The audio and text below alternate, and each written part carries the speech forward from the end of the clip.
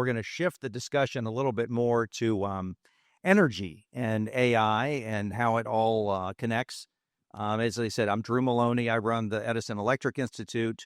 We provide power to about 250 million Americans every day. But more importantly, we operate the electricity grid, which powers America. If the grid's not working, America doesn't work, which is why we're investing over $1 trillion over the next 4 years in making sure we have adequate infrastructure to meet the needs of a growing economy.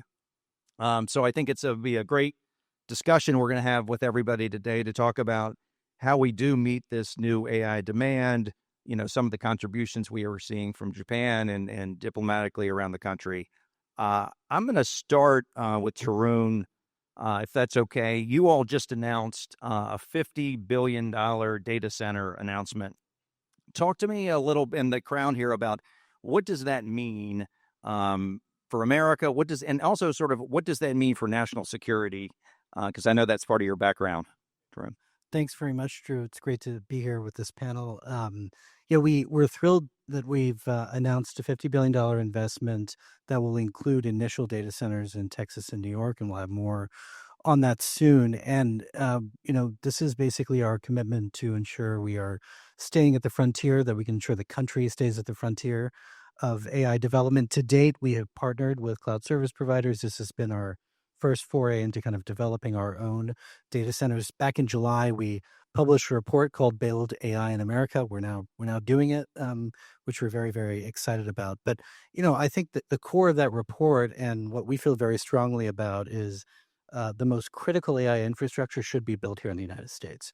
There's plenty of room to partner with our allies, and we're going to do that in the future with many countries. But we're really committed to building the core of that here. We think the national security applications are going to be absolutely critical. Just a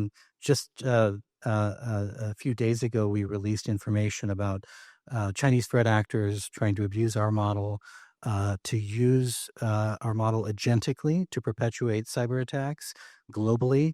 We think, unfortunately, we're going to see a lot more of that activity going forward. And it just gives you a flavor of why it's going to be so important to stay at the frontier, because what we all want is to ensure that we have the best models powering our defense, that we are equipping the Defense Department, the intelligence community with the most powerful models as well, to ensure we can have the best offense too. So it's the beginning of a much bigger investment, but it's absolutely crucial that we think about how we win on the frontier, how we win on global diffusion, and then how we win the race to adopt as quickly as possible for national security and in the economy. So let me just follow up real quick on that. What does it mean to win the AI race? Like, you tell the American people we have to win it. What does that mean, one? And two, how do you measure it? Do we measure it by we have more data centers than the next person? Or like what's winning the AI race mean? I really think about it in those three dimensions. So the race to the frontier, we should have the most powerful, the most advanced models.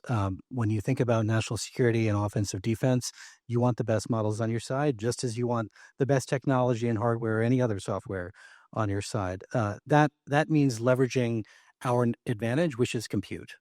China is built out just about 400 gigawatts of power just last year.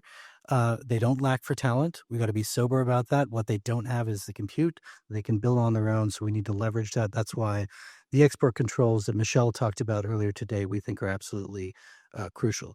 Then winning on diffusion. So I think the administration here has been great in pointing out the criticality of winning globally, promoting the American stack. But what does that mean? For us, that means, and here I would say American and allied. I'll say American as shorthand, but American and allied, with a close ally sitting next to us. American models running on American chips and American data centers, powering American platforms and applications. We don't want to give one piece of that stack to power Chinese data centers. We want the full stack. And then finally, it's adoption. How quickly can we adopt, which you talked about in the last panel here, across the enterprise stack and across national security as well? Great. Thank you. I'm going to turn to the Congresswoman here. So Congress plays an important role in getting the environment right. I know in the energy sector, permitting and litigation delays can add 20% on to a project. So a $100 million project all of a sudden is $120 million because of permitting and litigation delays. What do you see that Congress can do to help create the environment in order for us to sort of win the AI race and also make electricity continue to be more affordable? Well, thank you so much for that question. And it's a very timely conversation that we're having today as we're in a global race for AI. We want to win in this space, and we're glad that we're having this conversation. But AI requires a lot of energy. Data centers requires, I mean, the data center alone, depending on how big it is, sometimes it would use energy that is almost equivalent to what a one state would might need. So we really need to work on areas that we can make companies that can make sure that United States can be seen as an attractive destination that will help the infrastructure to build more data centers. And I believe that requires permitting. For example, I know I hear when I talk to the companies who wants to do build in the United States, they say it takes too long for them. First of all, like transmission lines take longer to permit than to build itself. We need to make sure that also is met with how we can do like, are we ready? I mean, do we have the capacity to do this? So do we have the right grid?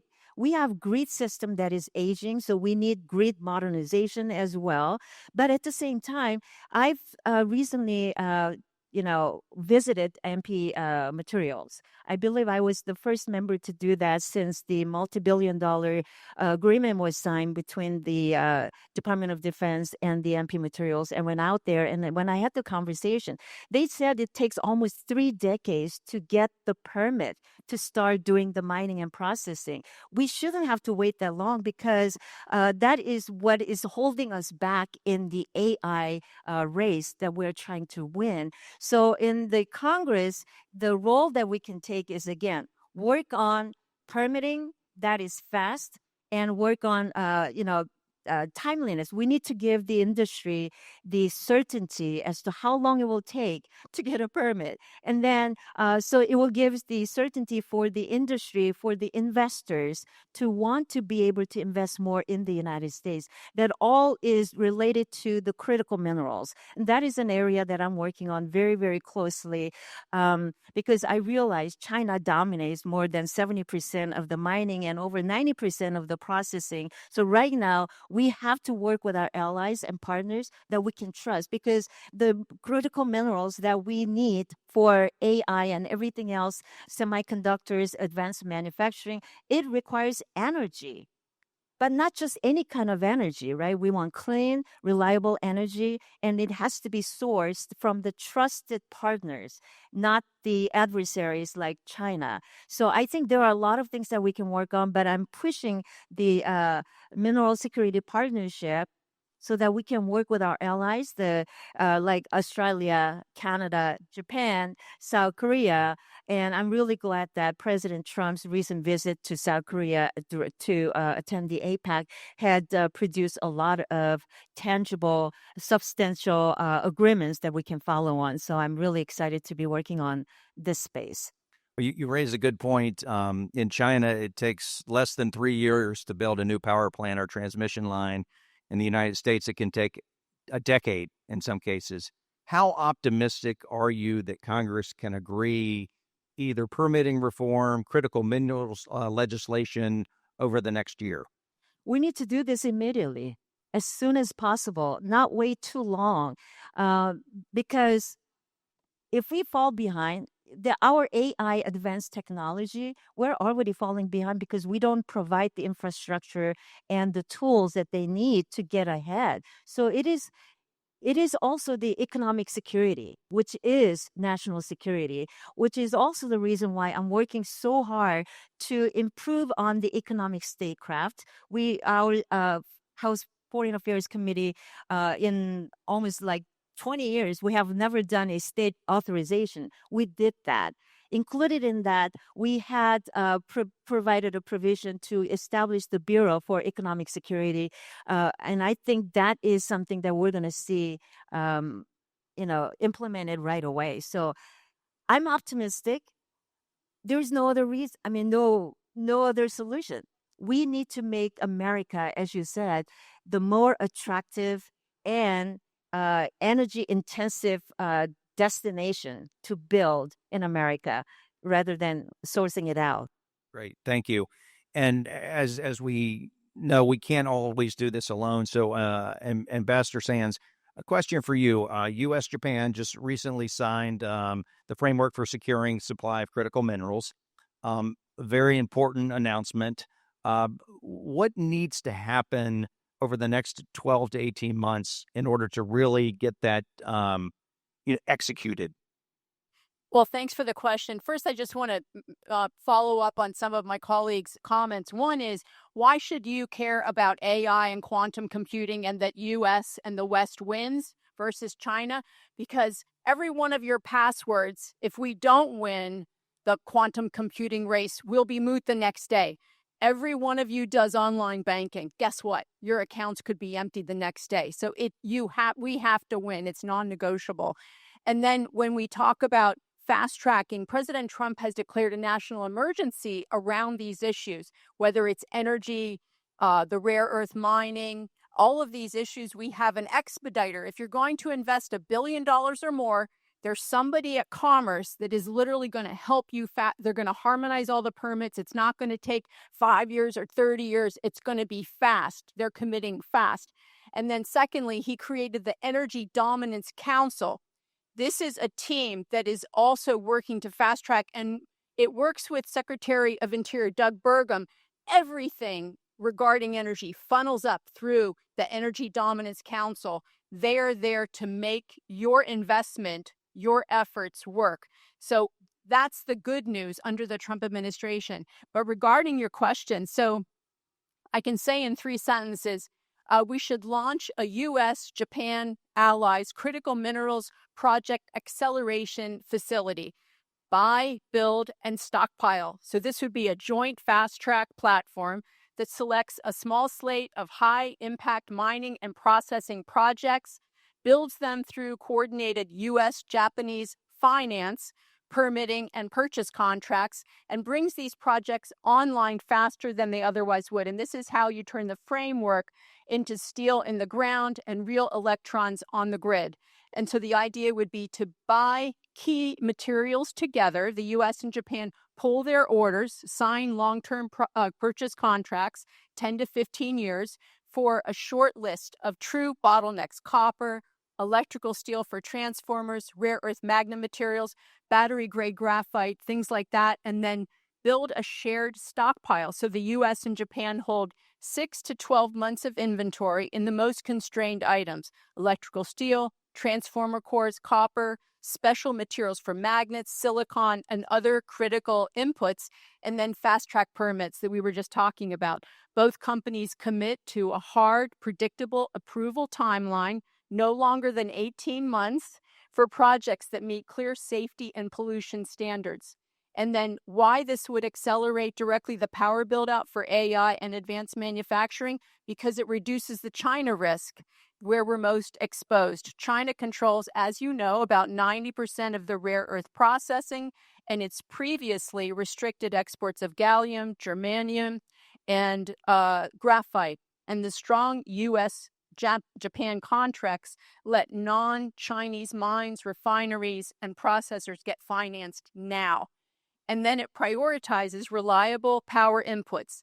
AI needs firm, always-on power, natural gas additions, nuclear life extensions, upgrades, faster transmission upgrades, and these depend on copper, electrical steel, transformers, and nuclear fuel services, and the exact items that this project targets. And I will just say, there's no reason for nuclear to take so long to bring online. The U.S. is building right now in Poland nuclear projects that are going to be live 2029 And if we can do it in Poland, my gosh, should we not be able to do it in the United States and in our allies countries? The UK, I mean, I'm worried about the EU, that they're not going to keep up with us, that they're not going to be part of the winning team for AI and quantum because they're on the net zero deindustrialization track. Thanks. No, and it sounds like, I mean, I think you have it right. Getting the supply chain and working with our partners like Japan, and that's exactly what you outlined, is getting that supply chain down, and so we can get quicker supplies and get our power going quicker. Yuki, let me turn to you. As a follow up to that announcement, Japan's going to do some more investment in the energy infrastructure. Sort of, what do you see as that next move on an energy infrastructure investment? Not only maybe in Japan, but also in the U.S. Hi, everyone. I'm Yuki Shimizu, serves at Ministry of Economy, Trade and Industry, Japanese government, as well as JETRO, New York. Thank you for having me here. It's great to be here. Answering your question, so you're aware that on October 28th, the President Trump and the Prime Minister Takaichi met and signed a new document on critical minerals and rare earth, as you mentioned.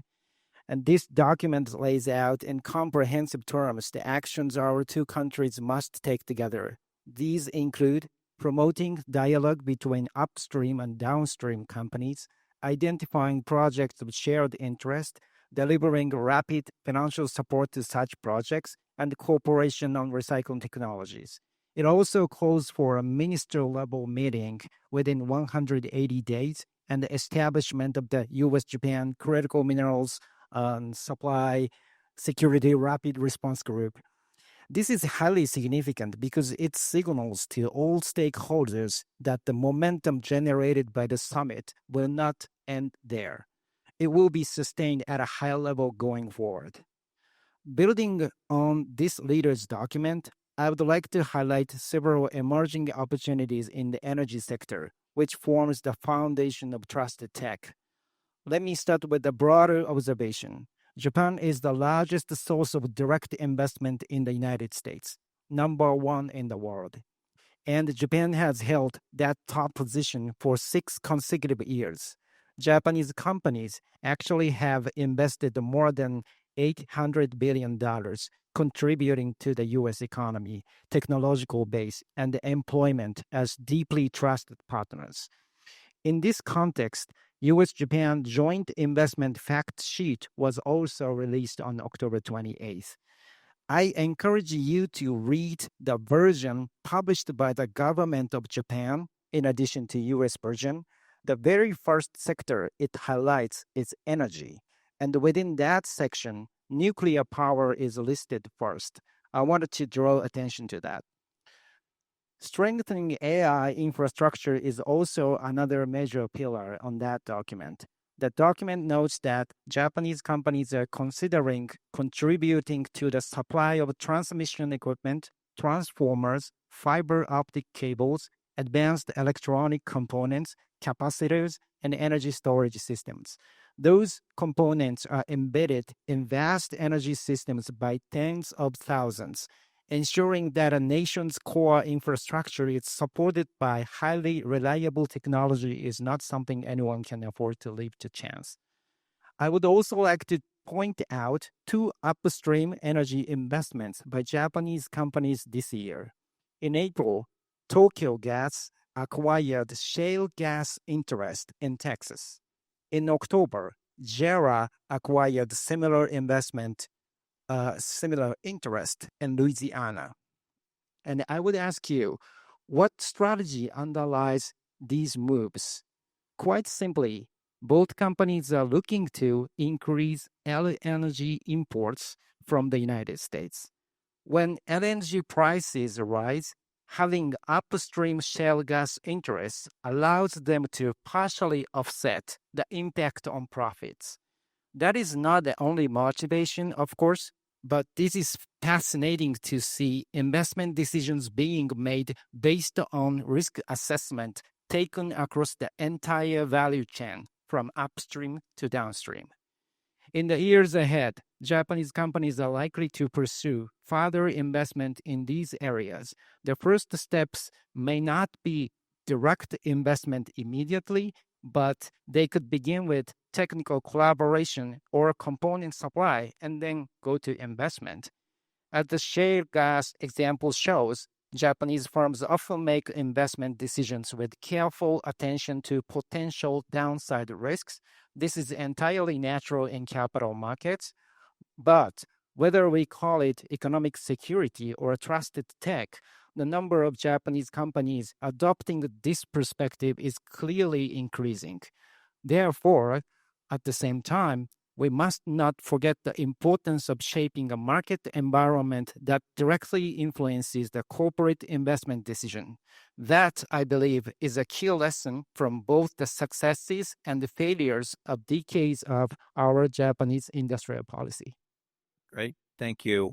Tarun, let me ask you quickly, what type of regulatory changes, legislative changes would need to happen at the federal level or even the state level in order to improve the odds of the AI race? Is it, do we need more government? Do we need less government?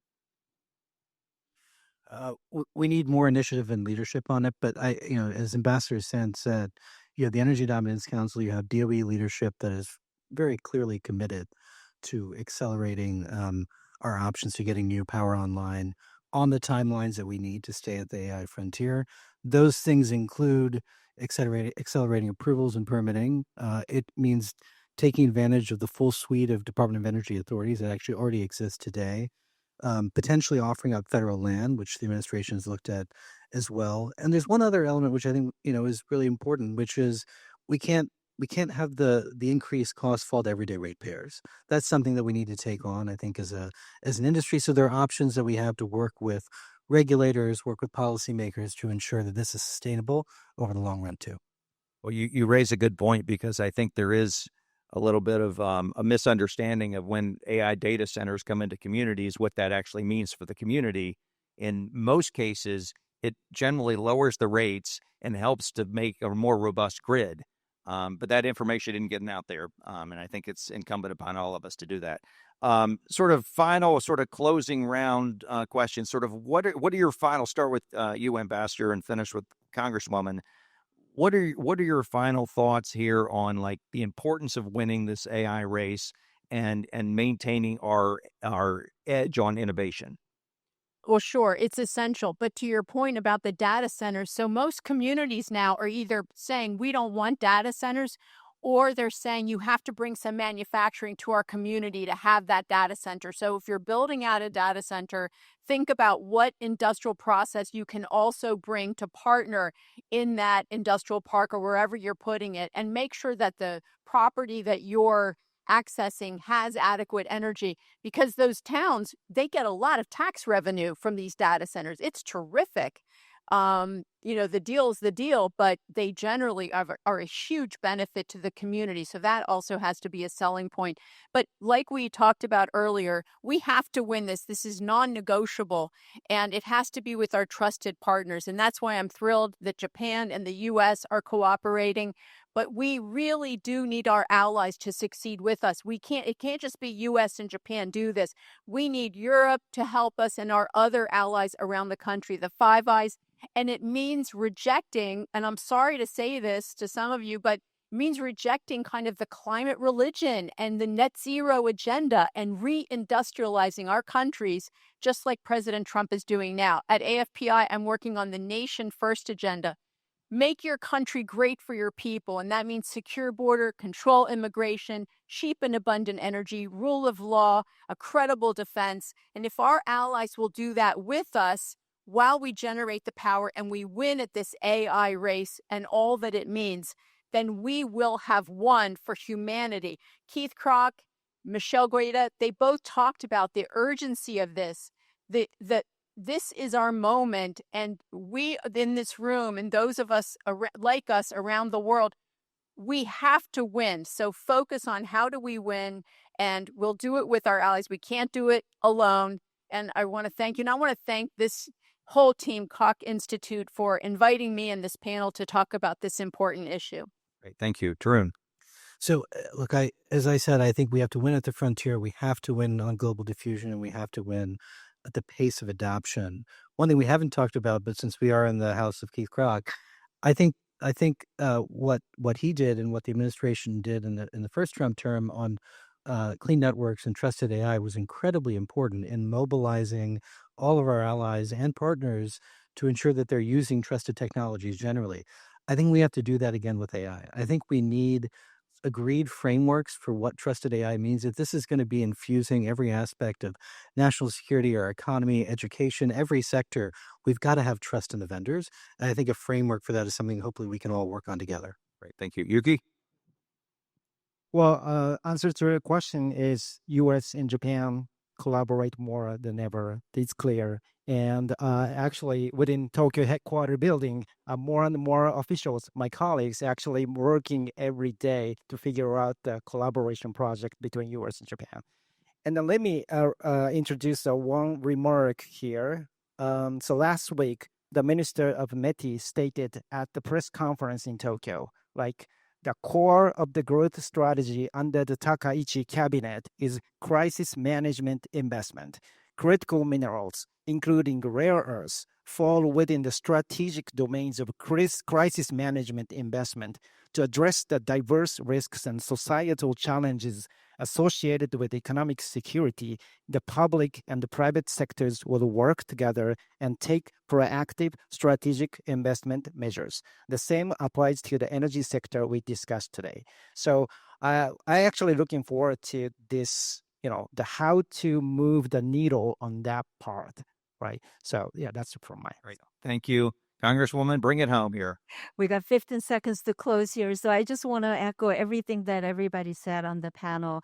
And the role of Congress is such that we need to provide the environment so we can win on AI race in the world stage. So I will do what I can in terms of moving the legislation that will be, helpful for the companies to, again, invest in the United States. But for the time being, since we need our allies and partners for everything that goes into being the advanced technology leader, we need to provide the congressional support. So we'll do mineral supply, partnerships so that we can bring in the partners and then have them provide the tools that you need. So we're working on DFC, for example.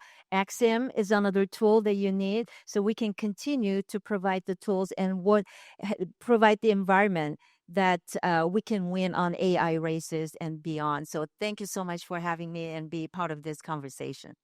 Great panel. Thank you to the panelists for a great discussion. Thank you, Keith Krach, for assembling everybody. Thank you.